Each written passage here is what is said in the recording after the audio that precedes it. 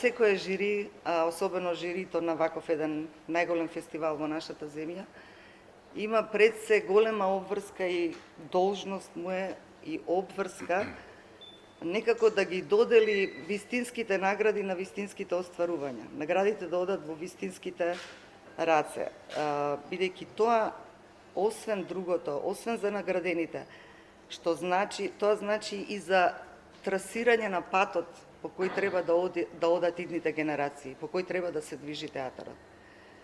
Во таа смисла ние се обидовме да го направиме токму тоа.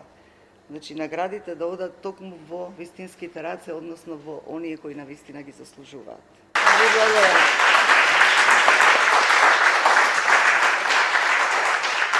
Овој аплауз кажува дека сме на прав пат и сме ги направиле наградите, мислам не сме ги направиле, него самите представи кажа. Mislim, ne zato što sam ovoga puta ja član žirija, ali mislim da je bila jako dobra odluka. Мислам дека оваа одлука да се вклучи некој во жирито кој што не е дел од оваа средина е одлична. Ова е доста голем чекор напред. Ако ви кажам дека ова е најдобриот фестивал на кој што сум била, нема да ми верувате. И не треба да ми верувате. Овој град и овој фестивал имаат една драгоценност која што многу поголеми фестивали од овој ја немаат.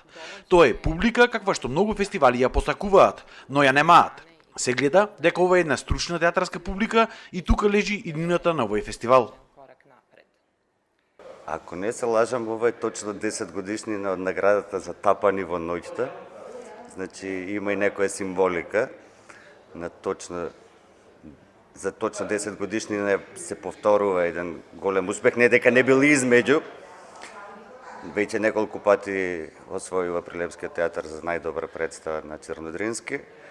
И како ја доживуваме? Секако чувство е, не се раскажува, се осеќа, во секој случај ни значи премногу ова награда. Соработката со Мартин Кочовски веќе е нешто што е сосема природно на Прилепскиот театар.